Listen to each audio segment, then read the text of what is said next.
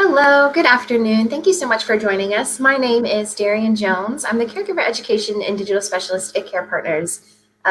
So excited to cover this topic today. We're going to be talking about how to organize and declutter your home.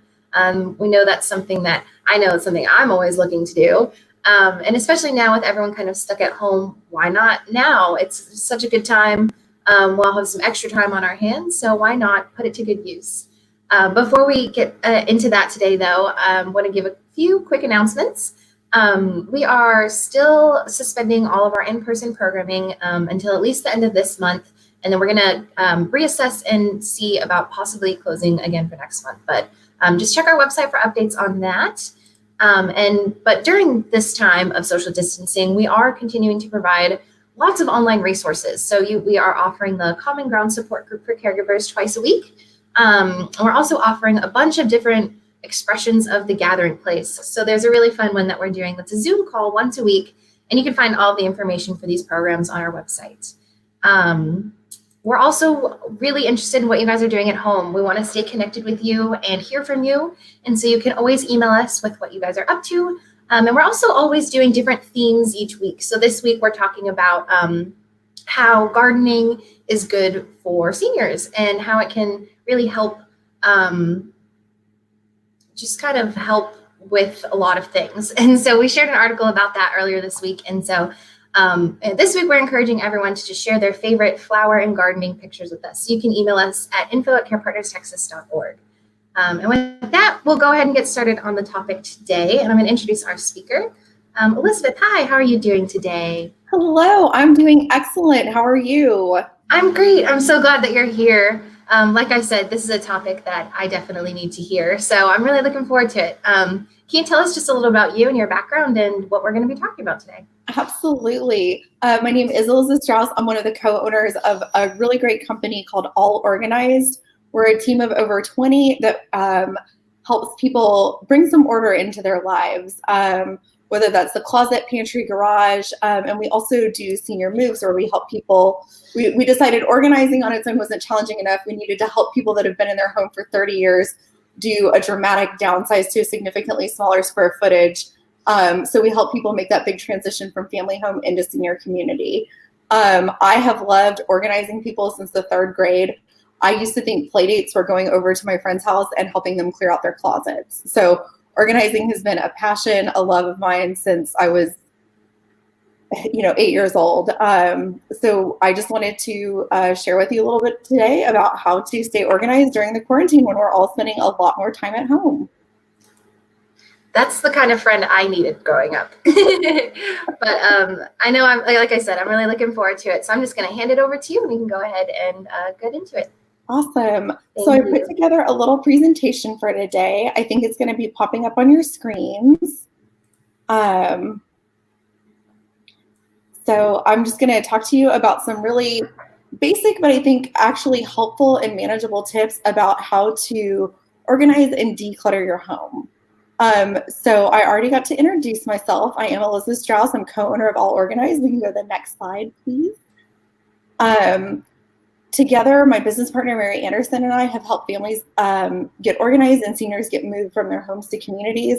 We've been working together for over 3 years. And then on the right, that's a picture of my really awesome team. I don't consider anybody an employee. I consider everybody on our team a team member because nothing works without everybody showing up to do their best every day. So I just feel really lucky and privileged that I get to work with everybody that I get to work with. So on to our next slide. So let's get started getting more organized. So I want to talk about the organizing mindset. I have tips and tricks on closets, pantries, all of the great indoor spaces that we can hit when it's really hot out. But I want to talk about the mindset first. So a lot of times we expect organizing to look like this, where we're color coordinating paper into special paper holders. This is one of my organizers on the job. Her name's Danielle Miller. She's wonderful. But a lot of times people think organizing needs to look like Pinterest. And that is a part of the process, but a very small and final part of the process. So we can go to the next slide. Like I said, it's kind of the last step in the process. So if you're focused strictly on organizing, I feel like you're putting the horse before the cart and you're not going to be as successful or have the long-lasting positive effects of getting organized. So we can go on to the next slide. Organizing is most effective when you think of it in 3 steps. First, you want to take that really careful inventory. You want to look at all of your items like somebody that's coming through to do an audit on your home and your things. Then you really, after you've done this inventory, you want to take a look at the items that need to be cut out that clutter. And when you really do that and you focus on the benefits, that's when the organizing really happens. So we can go to the next slide. So inventory your items, purge what isn't needed, and focus on organizing the rest. So you are going to be most successful when you're in that mindset of neutrality. You're there to carefully audit your items. And as you're going through, remember the benefits of purging what you're not using or what isn't needed in your life. I like to tell people that when you have too much clutter, it's like going to an all-you-can-eat buffet, but you don't like anything on the buffet line. Why would you keep eating there? That's what happens when you have too much clutter in your life. It's all of these items, but they're not needed and they're not serving a purpose. And they're just mentally and physically weighing you down. So less really is more when we're thinking about organizing. And my favorite thing to tell people as we're going through the process is that it's good to let go. So we can go to the next slide. So even in the summertime heat, there's so much to organize inside.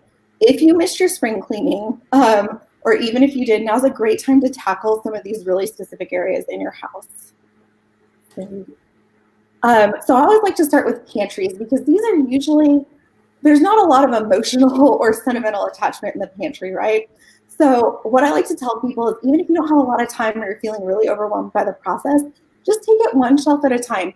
One day, one shelf. You don't have to just pull everything out of your pantry. So as you're going through your one shelf at a time, the best thing you can do is toss your expired foods first. A lot of times cans get pushed to the back, something was put in front of them, food has expired. So as you're working through your pantry, work with a trash can right next to you so that it's easy to toss those expired foods. Then kind of the second tier of getting organized is look at the foods in your pantry that you're not eating anymore or your family doesn't enjoy eating. Maybe you bought it, you tried it, it wasn't for you. Maybe you changed your diet or your lifestyle preferences. Now is a great time, especially with a lot of people out of work, to get the foods that aren't expired but that your family isn't eating anymore, to get to those local food banks or food pantries. And then my favorite thing to do while we're getting your pantry organized, while that shelf's already empty, just go ahead and wipe it down. You know, food gets messy, spills happen, no matter how careful you are. It's a great time to just wipe those shelves down. Then after you get things off of the shelves, it's great to group your like items together. Are all of your baking items together? Are all of your snacks together? Are all of your cereals together? That's a great time to just put like items together. And then if you really want to take it a step further, you can store your food in baskets and bins to kind of save some space. And I even put in a neat little picture right there of a lazy Susan to hold like your vinegars and your oils to really help maximize your space. And that way you're not having to use those riser systems and you can spin and fully see what you have. And clear is wonderful because it allows you to see how full the items are. So moving into closets, this is actually my favorite space to help people get organized because you can't really start your day until you're dressed. That may or may not be true at this time. I can't tell you how many times I've spent my day until about 12 o'clock working in my pajamas, but usually when we're back to normal, you have to get dressed to start your day. So my best piece of advice to organize your closet is, it's going to sound a little crazy, but go through and try on all of your clothes in your closet. Seriously, try them all on. And my rule is if they don't fit you or you don't love how you look in them anymore, or it's not something you would wear out of your house to go to a function, a dinner, a friend's house, if you don't have an occasion to wear that item out of your house, now is such a great time to get rid of it. And I put a fun fact in here. We really wear 20% of our clothes 80% of the time. Another great tip is as you're trying on your clothes to see if they still fit or if there's something that you enjoy wearing, that would be a great time to put them back onto my favorite organizing tool ever, which is velvet hangers. You can buy them at Walmart, Bed Bath & Beyond, Target, Amazon. They usually come about 50 in a pack. And I love them because they're very streamlined and they don't allow items to slip off, sometimes like wire or wood hangers do. And it just really brings a nice uniform look to your closet. After you've tried on everything, color coordinate your items, put all of your black shirts together, put all of your blue shirts together. And then I like to organize on top of that by sleeve length. So I like to go from spaghetti strap to tank top to t-shirt to long sleeve. And then my pro tip for when you're working in your closet is work with a white trash bag and a black trash bag. Black trash bags are great. They'll hold your trash, items that are too worn to be donated. And white trash bags are great for donations. I would also call ahead to make sure that local donation centers at this time are accepting donations. I know that places like Dress for Success will only take clothing donations if they're on hangers and if they're in season. So call ahead so that you're not showing up with a trunk load of clothes to be donated to a place that might not be open right now. So this one seems to be a sticky wicket for a lot of people, and this is paperwork. So a lot of times people just have mountains and mountains of paperwork, and it's really too overwhelming or you don't know where to start. So first and foremost, I like to help people not have a problem. So my best piece of advice with paperwork is to always open your mail over the recycle bin. That's a great time to recycle the ads that come in that you're not going to use, magazines that you don't read, junk mail before it even enters your home. So you can't make a pile if you're not bringing a pile into your house. Then with the bills or the necessary paperwork, open them immediately and then walk them over to where you actually pay your bills. Because if you're not putting things near where you need to handle them, a lot of times you're just creating another pile that you have to deal with at a later time. As you're going through old records, get a 7-year itch with old tax paperwork. You really, unless you have some kind of special exemption with your taxes or you're just not really trustworthy of your CPA, you only have to keep tax records for 7 years. It is okay to shred and destroy old tax paperwork after that. And then if you do have lots of stacks of paper laying around, a lot like one of my favorite sayings is, how do you eat an elephant? One bite at a time. That's how you handle all of your big paperwork too. So take it one stack at a time. And my favorite piece of paperwork advice is to turn it over before you start working through that stack, because a lot of times the stuff at the bottom, you don't have to decide on anymore. It's an expired coupon. It's an invitation to a party that has passed. You're not having to use any mental dexterity or mental space to make that choice about what to do with that piece of paper.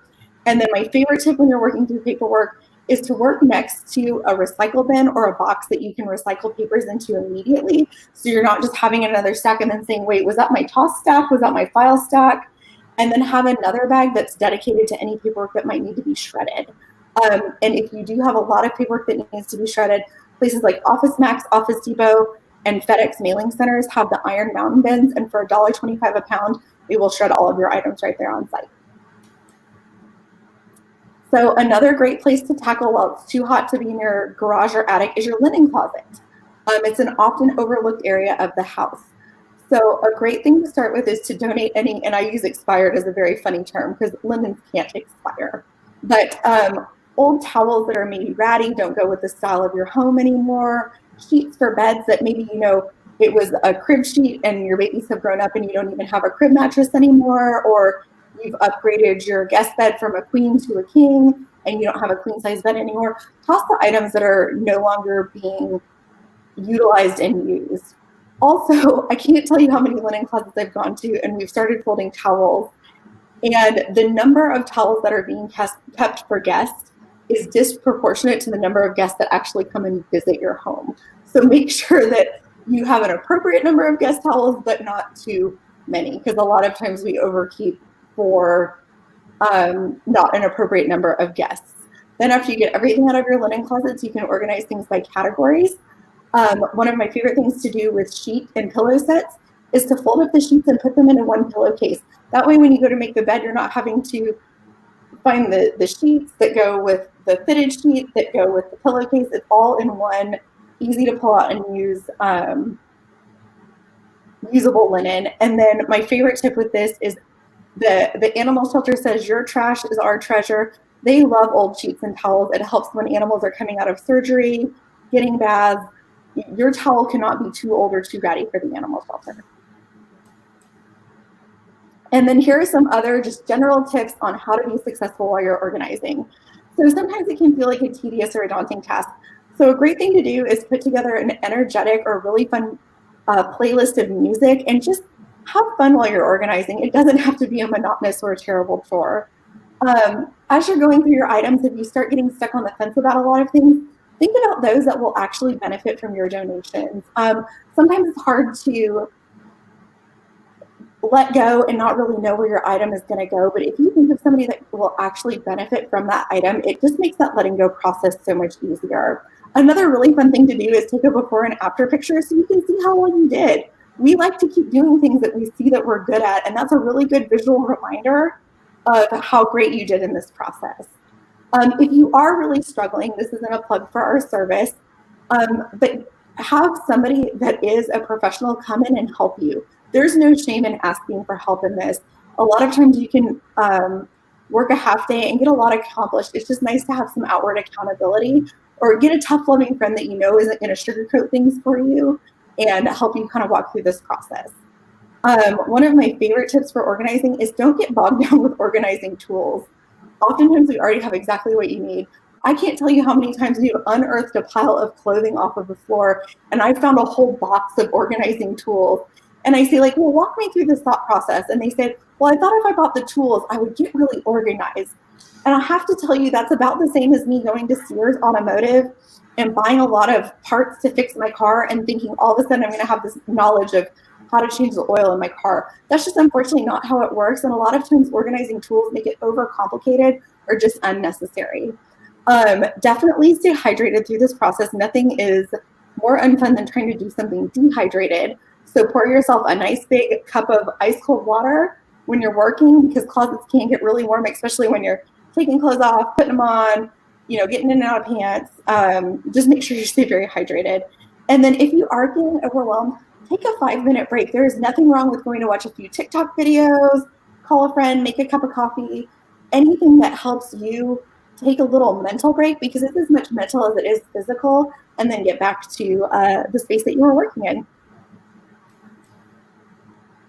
And then I want to talk about the long-term success of staying organized. So a lot of people are like, well, that's great, but then it just seems to go right back to where it was in a week. So I like to tell people that getting organized and staying organized is a lot like committing to an exercise or a diet program. You can't just lose the weight and then go back to how you were and expect the weight to stay off, right? That's not very realistic. It's the same thing with getting organized. Once you do the big purge, the big organizing, you just have to take a little time and adopt a new mindset to stay organized. So one of my favorite tips for staying organized in the long run is to take 10. And what I mean by that is every day, take 10 minutes after you put the kids down or you finish dinner or just at the end of your day, and just kind of do a room reset. Did you come home and just put all your stuff on the counter? That's a great time to put it back where it goes. Did you come home and just kick off your shoes? That's a great time to scoop them up and put them back in your closet. Did you make a big dinner and you haven't put up the dishes? That's a great time to dry them off and put them back in the cabinets where they go. So it doesn't take long, just that 10 minutes to put the room back to ready. One of my favorite pieces of organizing advice is you don't have to organize what you don't buy. So as you're going through and clearing out a lot of things, a lot of times it comes with guilt. I can't believe I bought this. I can't believe I spent money on that. So as you go forward with future purchases, just be mindful of what you're purchasing. When you're standing there looking at it, ask, do I need this? Do I have something similar to this at my house? How is this going to serve me in my life? And if you can't justify that purchase, it might be really great, but it might be time to take 30 days to think about buying that. Or go home and think about where you're going to put that before you bring it into your house. Because again, you don't have to organize what you don't bring in. And then focus on doing a quarterly or a seasonal purge. So my favorite time to clear out my closet is before or after I take a trip somewhere, because it really makes me mindful of what I'm putting in my suitcase and what I didn't wear and what I don't need when I come home. So those are my long-term tips, and I thank you so much for letting me chat with you today. Does anybody have any questions? I'm gonna check the comments real quick. We did get a comment a few days ago when I put up the link, and it was from our Care Partners coordinator, Caitlin. She said, I need to watch this one.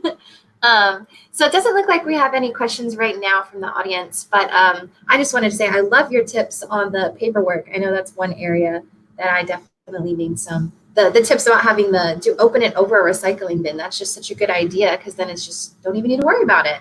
Yeah. I know I'm guilty of taking the mail and looking through it and putting it on the counter. And then it gets taller and taller.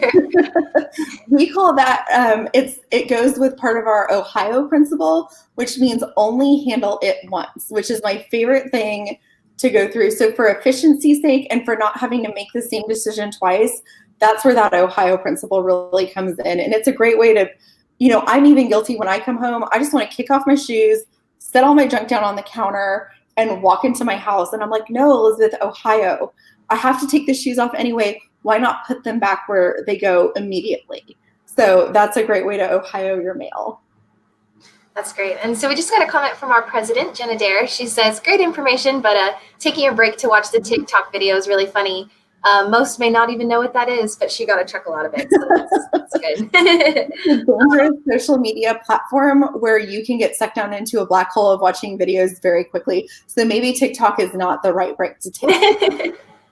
Yeah, I also really liked your suggestions about it's okay to take a break. I know that I am a little bit guilty of maybe taking too many breaks. I get distracted a little bit, but I also think one thing that's important to remember is it's okay to let things go. That's definitely something I've struggled with.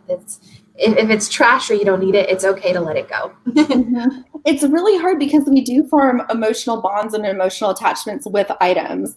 And it's important to know that you can let go of that item without letting go of the memory. So do I have time to keep talking for a few minutes? Yeah, we have just a couple of minutes. We'll probably wrap up in just a second. I'm going to put your contact information up and we'll leave that up for anyone who does want to get in contact with you afterwards. And then, yeah, we can still chat for just a couple more minutes. Okay, perfect. So I had a Dalmatian for 13 years. His name was Echo, and I loved him very much. And unfortunately, he got to that time in his dog life where he just wasn't healthy to live with us anymore. So we had to make that tough choice to let him cross the rainbow bridge. So after he passed, I really struggled. I didn't want to get rid of his dog dish. That was just an object of his that was really special to me. I fed him every day, and I really struggled to let it go. And I got a new dog, and so I put his old dish in the closet because I couldn't stand the thought of the new dog eating out of his dish. And I would go into that closet, and I would kick that bowl, and it would scatter across the floor. And I was hanging on to it out of a lot of guilt and emotional attachment, but I knew it wasn't serving a purpose in my life. And I knew it was time to let it go, but it was proving to be very difficult for me. So what I did is I called my local vet office and I asked, can you take a donation? And they said, absolutely, we can. So I sat down and I wrote a really special note about how much my dog meant to me, why I love this dish so much. And I attached it to the bowl with the note when I donated it. And letting it go with love, where it's that good to let go, I let it go with love, and I expressed to the new family that I hoped that they would enjoy their relationship with their dog as much as I had enjoyed my relationship with my dog, and that they would get to form special memories with the dog and at feeding time as well. So it's when you remember that it's good to let go and you put things out into the world with love, it really makes that letting go process so much easier. That was a beautiful story. Yeah. Just giving it away with love. I love that. Thinking about its life after you, if that makes sense. Exactly, because when it's not serving a purpose to you, you're denying that object its next life to serve a purpose to someone that actually does need it. It almost goes back to Toy Story, the movie. Anyway, really appreciate you being here today, and that was some really, really good tips. I'm definitely going to be working on some of those myself. Well, thank you so much for having me. It was really so nice of you to let me have this time. Thank you. Yeah, and everyone at home, thank you guys so much for tuning in. If you have any questions for Elizabeth, be sure to contact her. And with that, we're going to close it out for today, but we'll be back again soon with some more hot topics. Thank you so much, everyone, and have a great rest of your day. Thank you.